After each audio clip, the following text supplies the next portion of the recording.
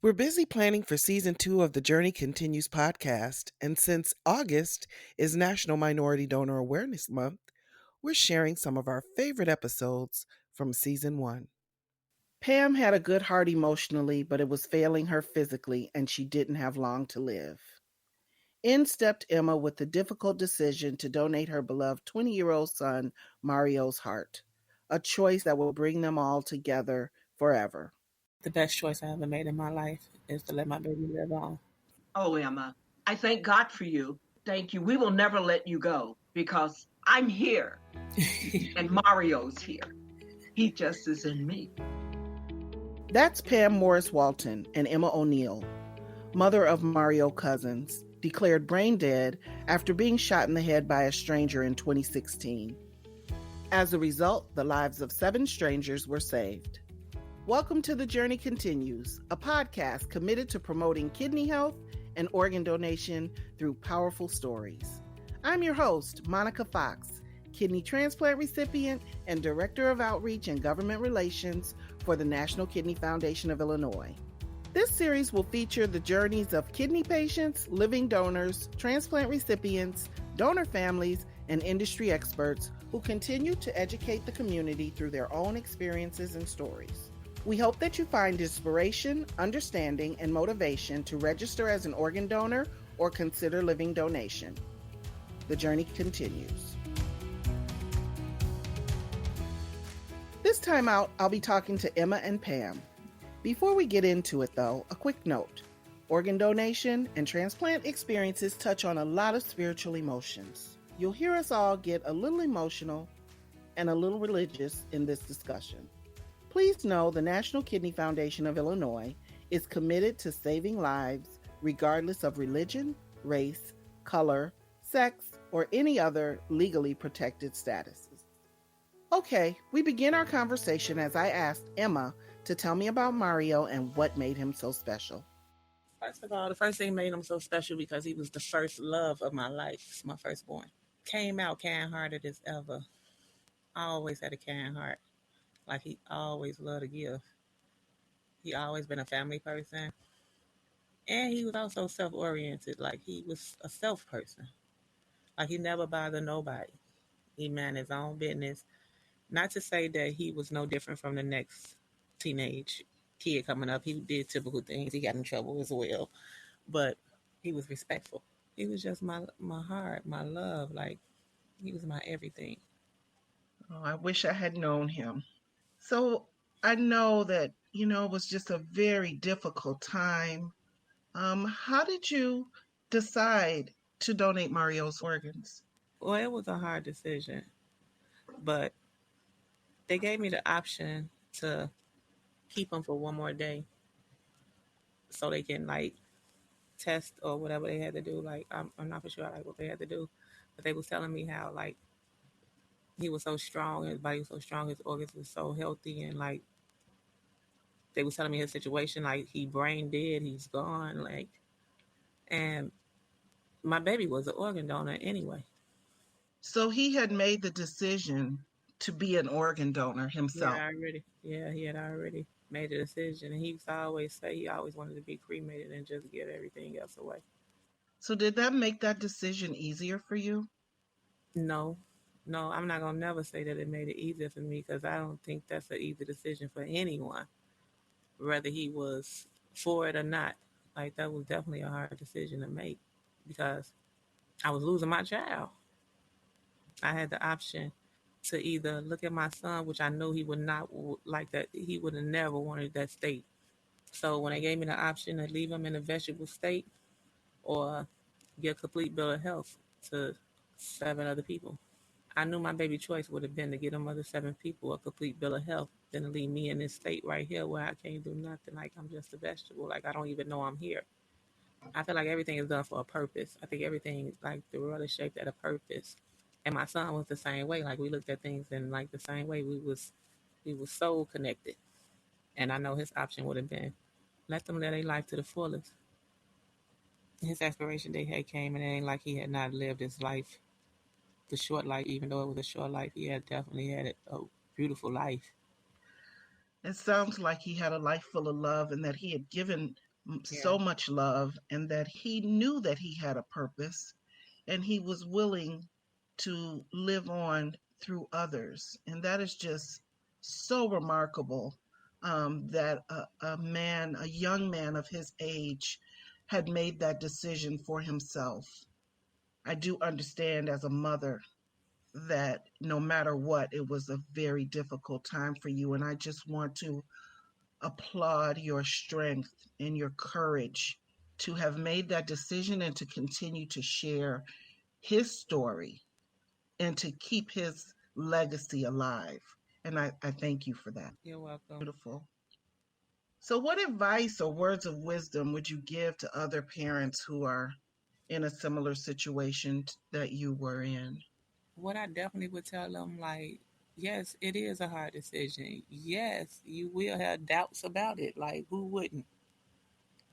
But it's also a remarkable and a amazing gift to someone to actually give them the chance of life.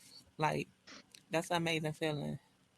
Like, true enough, you're going through a down, but every time you think about that person living your loved one living through that person, here come your up. Like, 'cause that's how I feel. Like, I be down, like I be missing my baby. As soon as I miss my baby, I go on Facebook and look at Pam on her on her podcast or something and say stuff. I jump up there on the podcast. I love you. Like, it's an That's amazing feeling. awesome. When you down, to be able to reach to someone to let them know, like, hey, Yeah. I'm thinking about you, love you, and they can respond back. That's an amazing feeling for a person to be able to respond back. Pam, my transplant warrior sister, we both know a thing or two about waiting. How long had you had to wait for your heart transplant? Monica, thank you for this opportunity. And I want you to know that I was admitted into the hospital on July 28th. And on August the 24th, we got that message that morning, that it had arrived. And I could not eat or drink anything that morning. The heart actually was done on that night. They prepped me around 9 p.m. Wow, so you spent almost a month in the hospital. 27 days. Wow, that's amazing. Um, Tell us how you felt when they told you that they had a heart for you. What happened? I was not only surprised, I was happy because it had been a false alarm several weeks before that.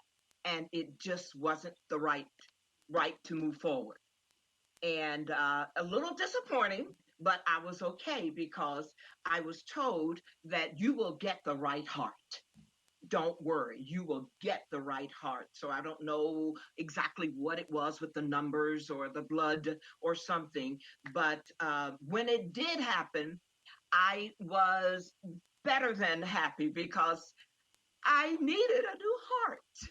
I needed a new heart, not a stent, not a pacemaker, but a heart. Amazing. So I am just so thrilled that you received the gift that you needed. And you and I both share Christianity in common. And as I waited for my kidney transplant, I always said, God has a kidney for me. And when Mm, it comes, it will be perfect. yes. And it sounds like you felt the same way. I did. I did. And I had so much faith and love with very close friends and family that I never gave up. And then, of course, I love gospel music. So listening to music all day long and into the night and encouraging messages, I had something to hold on to. And I held on to my faith. Yes. That's very important, in a situation like this. So tell Mhm. me, Pam, how has your life changed post transplant? I was blessed with the second chance at life. I look at things differently now because I didn't have to be here. He didn't have to save my life and let me be blessed because I know to get someone else's heart, someone else, something has to happen to that person for me to get someone else's heart, as you to get someone's possibly kidney. God bless me to be able to enjoy my family, my grandchildren, and of course, the things that mean so much to me, my husband, who spent 57 days with me and was there every day. It meant the world. My church friends, my pastor, just getting another opportunity to take life a little bit more seriously is what God afforded me. I'm a little Wow. emotional, so I hope it's okay. When I talk about this, even when I wrote about it, it was difficult. It is impossible not to get emotional about a gift such as this. The selfless gift that um, a family gives when they make a decision about organ donation, Hmm. and the gift that people give their families when they decide in advance Yes, that they would be willing to help someone through the miracle of organ donation. yes, So I understand your emotion, and the idea that although we know that our lives were saved, yes. we do feel for that family and their loss. That's right. Nobody, Monica, would know what I'm talking about unless they have gotten that experience. Well, you let something happen to you where you can't live, you will die. Death is not negotiable, it's non negotiable. So they gave me the ultimatum of not getting a new heart and just going to nothing, just disappearing, going into hospice, not living because I had that PIC line in my arm. And they said that wasn't good for me, but for so long, but God. So I probably am going to be praising him every day of the rest of my life. So, what do you do with that gratitude? I hear the overwhelming gratitude and emotion in your voice. How do you express that? I tell people sometime without them asking. I've always had energy. I've always loved peppermint tea, but this is double excitement now because see, I got a young heart. Okay, I got a young heart, and I wasn't that young of a lady when God blessed me with the heart that He has given to me. So the gratefulness is almost undescribable, Monica, almost really undescribable. I'm just grateful. Wow. Um, so, so let's lighten it up and let's talk about if any of your tastes or preferences changed after you received Mario's heart. Absolutely. Tell me about it. Well, I've always loved hamburgers, Uh huh. but I never loved them like I love them now. I've always cheeseburgers. I can't wait to get. Well, I don't know if I should tell you this, but I love Five Guys. Oh, and, wow. and if my husband passes one, I have to tell him, please stop. I have to do that. I love cereal. I can't eat enough frosted flakes, and I never really cared about them that much. I'd eat them every now and then, but I found out that he loved them. And I eat fruit, fresh fruit. I could eat a whole watermelon. Wow. I never, I could eat slices before, but I have a thirst for that. I will eat a bowl of cereal at night. And Mario influenced this? Yes, yes, he did. Because when I did, when we met and got a chance to meet and talk, and I asked her, I said, "Did Mario like cheeseburgers? Did he like cereal?" She said, "Yes." She said, "Oh," and then you should have seen the emotion on her face. It was like, "Oh, my baby, my baby. That, Wow. that's my baby. That's my baby." And then together we said fruit.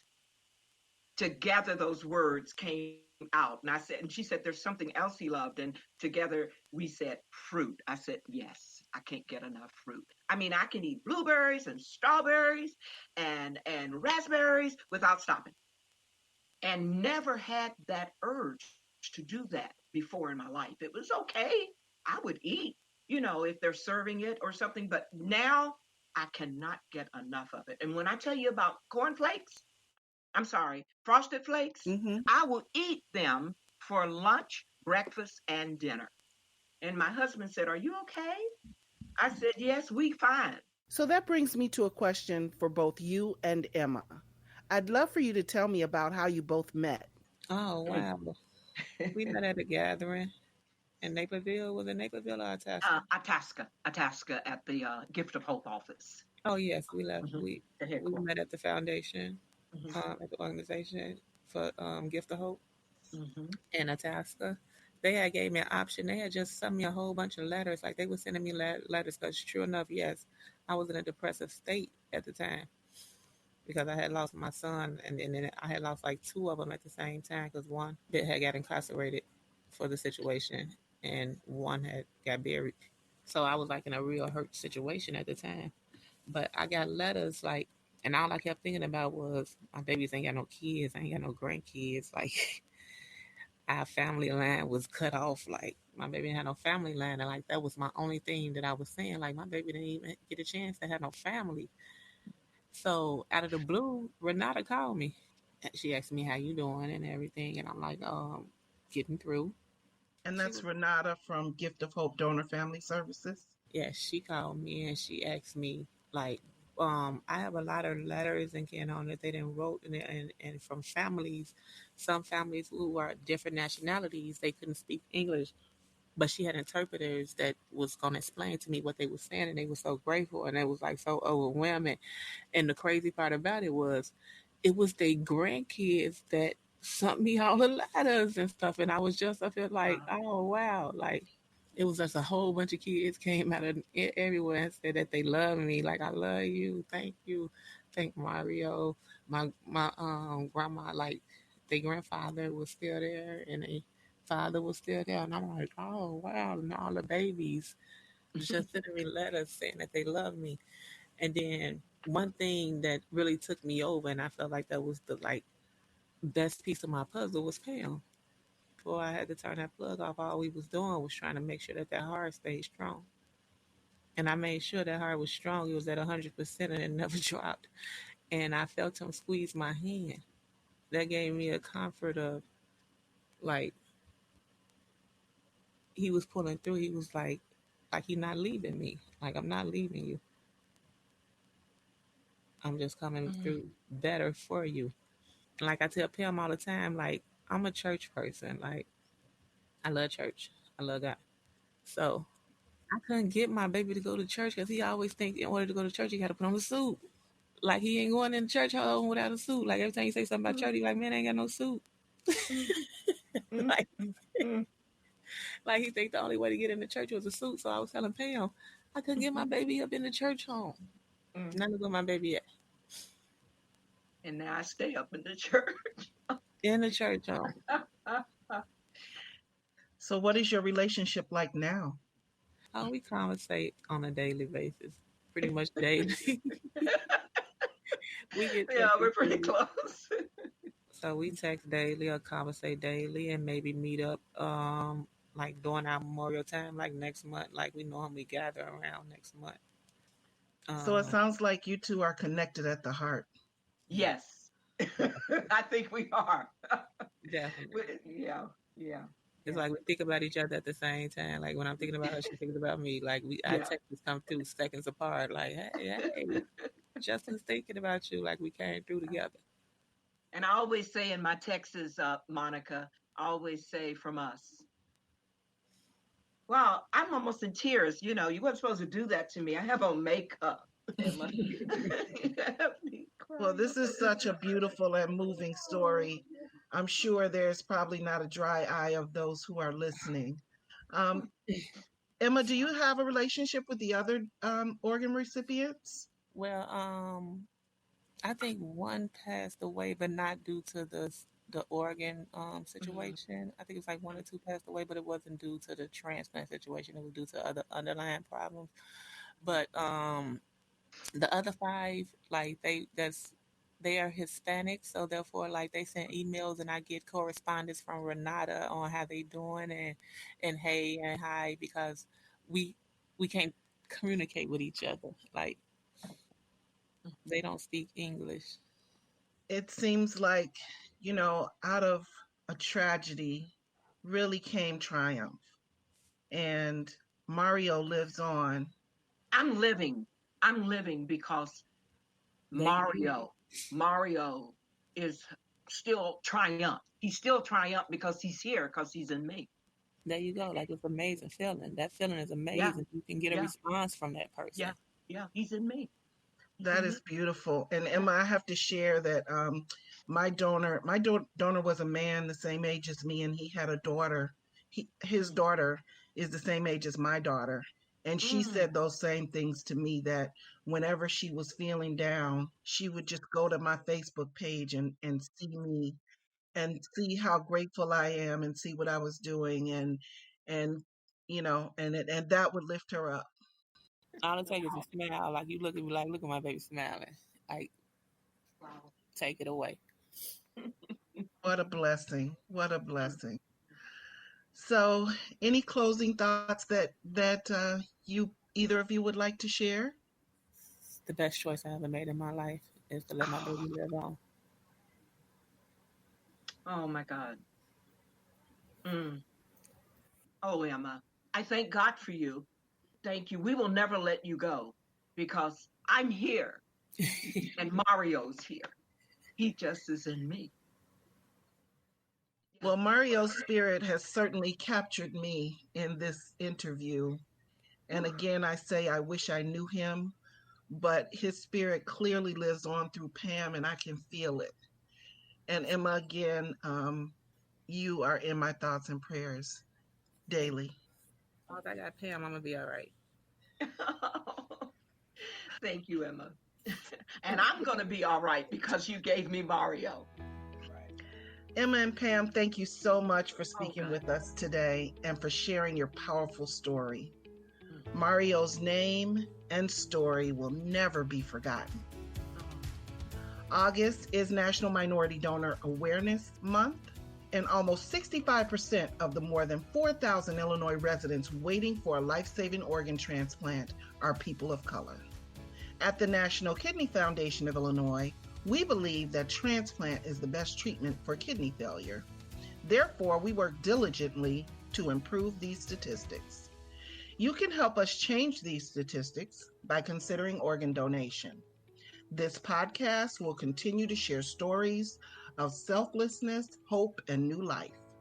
There are links in the episode notes for more information on living kidney donation and deceased donation, like Emma and Mario chose. I'm your host, Monica Fox. Prevention of kidney disease is our mission at NKFI. One key to prevention is good nutrition. That's why at the end of each episode, you'll hear a nutrition fact. Here's our foundation dietitian, Dr. Melissa Prest. Here is today's nutrition tip about protein.